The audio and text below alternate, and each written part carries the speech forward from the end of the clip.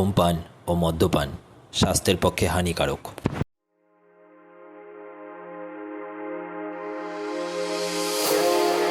Welcome to my bed, Mr. Bosch.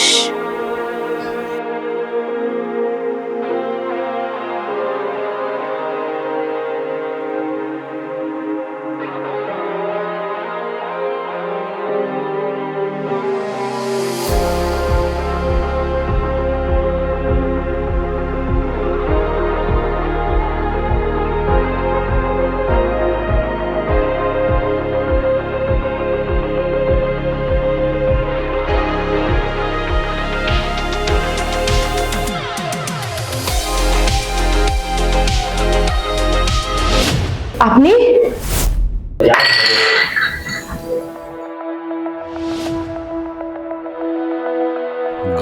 মেরেছে, বাস ছিল ঝাড়ে, এসো আমার ঘরে।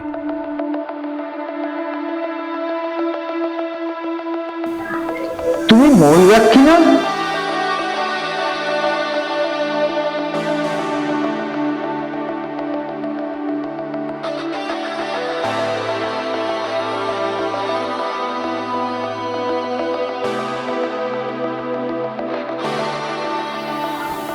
আমি কখনো ভাবিনি যে সময় এভাবে পরীক্ষা নেবে।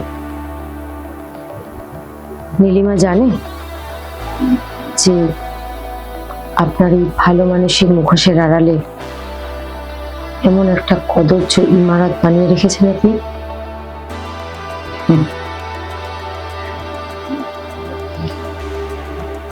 হ্যাঁ, আমি না হয় অন্যায় করছি, কিন্তু তুমিও তো সেই পথেরই পথিক ময়ূরাক্ষী।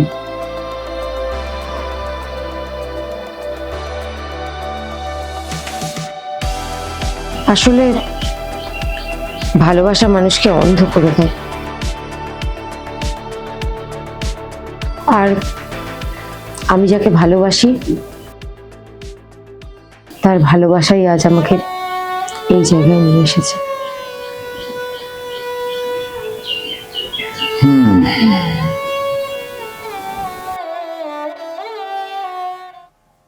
আচ্ছা, তোমার কথা অনুযায়ী ওনার প্রস্তাবে যদি আমরা রাজি হই, তাতে কি তোমার লাভ হবে সত্যি, নাকি কি বলতো, আমি একটা কথাই ভাবছি। কি? দেখ, এখনকার দিনে তো মানুষকে চেনা বড় দায়, কিন্তু উনি অফিসের বস, ওনার এত এত নাম, সব মানুষ ওনাকে কত শ্রদ্ধা করে, উনি এরকম একটা প্রস্তাব আমাকে দিল কি করে? আসলে বেশিরভাগ ভদ্রলোকেরই তো একটা মুখোশ থাকে না, সমাজে এরকম লোকের তো অভাব নেই এখন।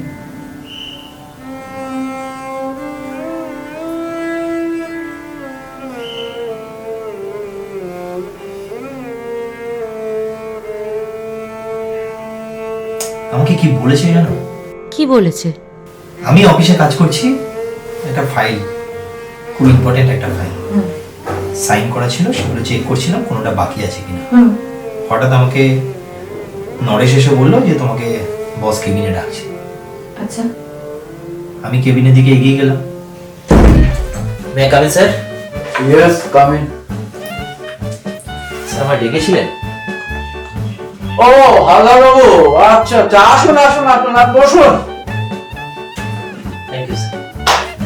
কি ব্যাপার, আপনার নামে তো একেবারে চারিদিকে হই হই কাণ্ড মশাই অফিসে। হ্যাঁ, সারা অফিস তো খালি একটাই নাম বলছে, মিস্টার হালদার, মিস্টার হালদার। দারুণ কাজ করছেন মশাই। Thank you sir.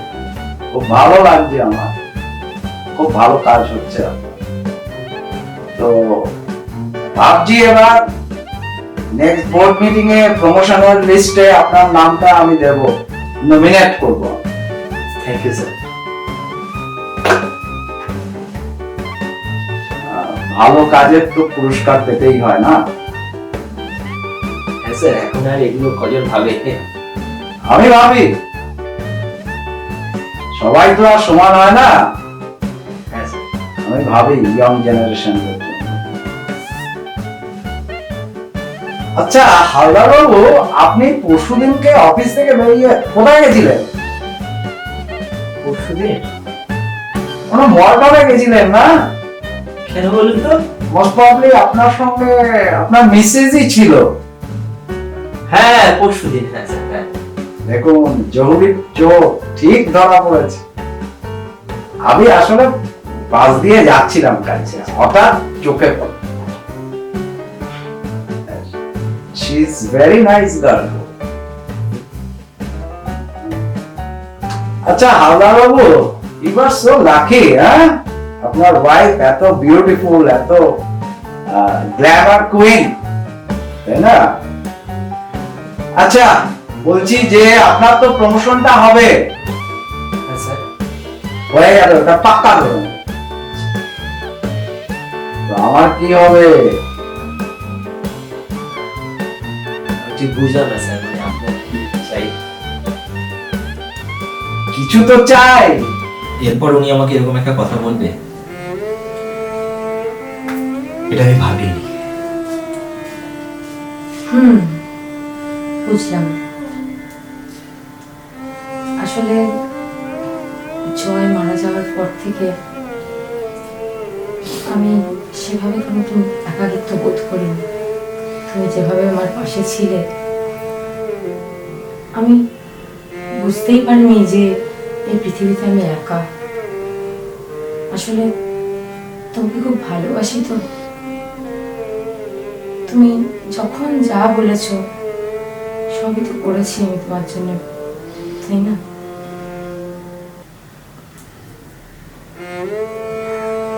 এই জন্য তো তোমাকে এত ভালোবাসি। জীবনে অনেক কিছু পেয়েছি, জানো, আবার অনেক কিছু হারিয়েওছি। কিন্তু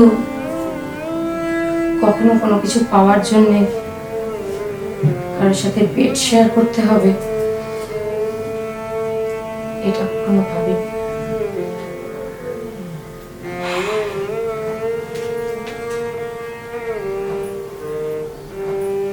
ঠিক আছে, কারোর সাথে সময় কাটালে যদি তোমার সময়টা ভালো হয়, তবে তেমন সময় দিতে আমার কোনো অস্বস্তি হবে না।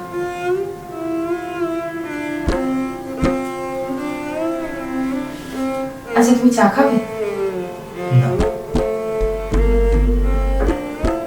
তাহলে আমি যাই, আমি একটু চা খাবো।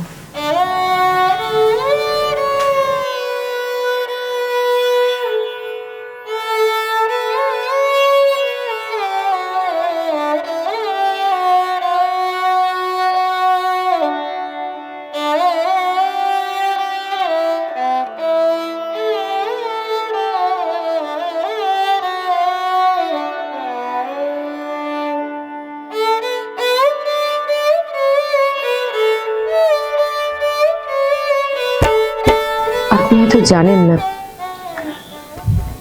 আমার হাজব্যান্ড মারা যাওয়ার পর অমিতের সাথে আমার আলাপ হয়। ও আমাকে খুব সাপোর্ট করতো, জানেন। আমার তো কেউ নেই, তাই আমিও ধীরে ধীরে ওর উপর নির্ভরশীল হয়ে পড়ি। তারপর একটা সময় আমরা ডিসিশন নিয়েছিলাম যে আমরা লিভ ইন করবো। এইভাবেই আমরা একসঙ্গে থাকতে শুরু করি। আমি তো এতদিন জানতাম অমিত আর আপনি হাজবেন্ড ওয়াইফ। আমি তো একদিনই একটুখানির জন্য আপনাকে দেখেছি অফিসের বাইরে, এগুলো জানতাম না। Anyway,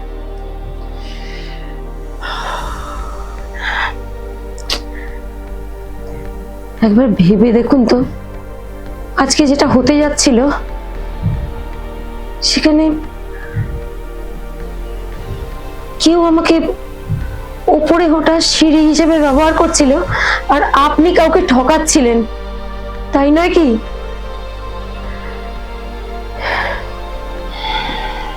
নীলিমা খুব ভালো মেয়ে, আমরা একসঙ্গে কলেজে পড়তাম। অনেকদিন আর কোনো যোগাযোগ নেই আমাদের মধ্যে, কিন্তু আমি তো আপনাকে অনেকদিন আগে দেখেছি। আমি আপনাকে খুব ভালো মানুষ জানতাম, তাই আজকে এখানে দেখে আমি আপনাকে দেখে খুব অবাক হয়েছি।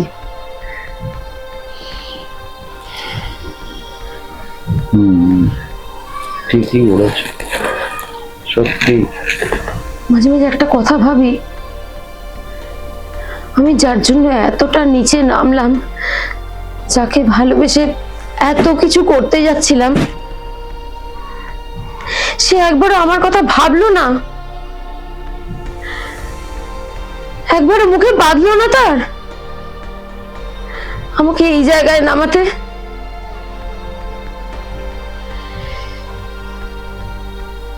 দেখো ময়ূরাক্ষী, মান আর হুঁশ থাকলে তো মানুষ হয়।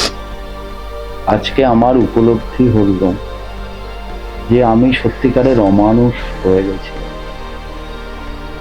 কাউকে সুযোগ পাইয়ে দেওয়ার জন্য, কাউকে তার দুর্বলতার সুযোগটাকে কাজে লাগানোর জন্য যা আমি করতে আজকে যাচ্ছিলাম, এই অপরাধের কোনো ক্ষমা নেই। সত্যি কথা। যাকে আমি আসছি আজকে, বুঝলে? তুমিও সাবধানে যেও।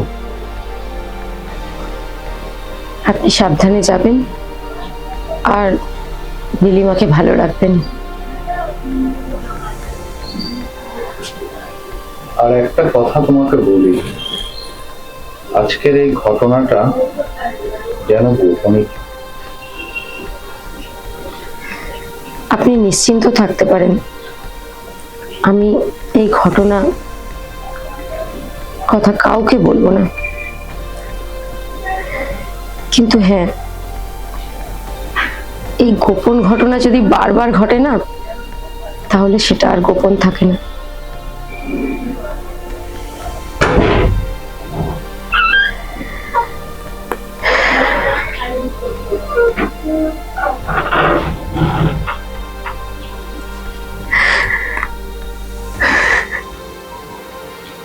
হ্যাঁ স্যার বলুন।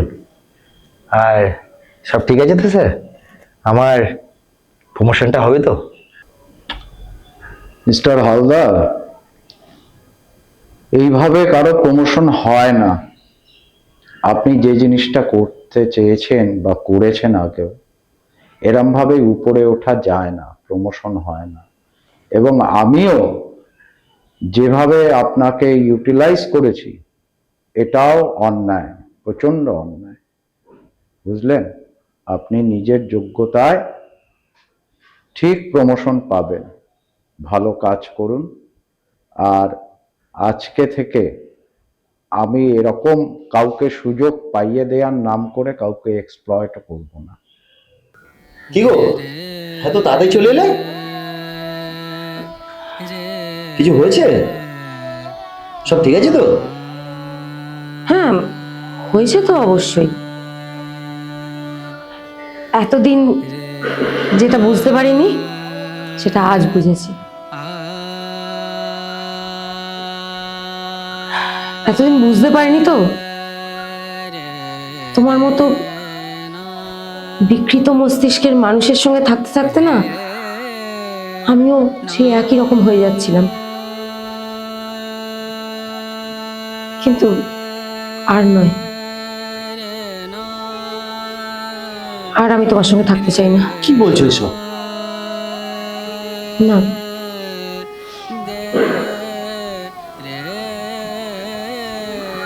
আজকের পর আমি বুঝতে পেরেছি যে যেটা করছিলাম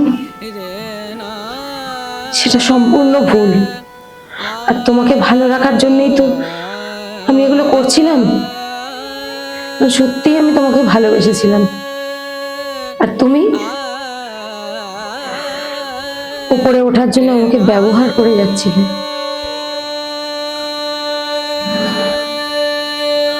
আজকের পর থেকে আর নয়। রে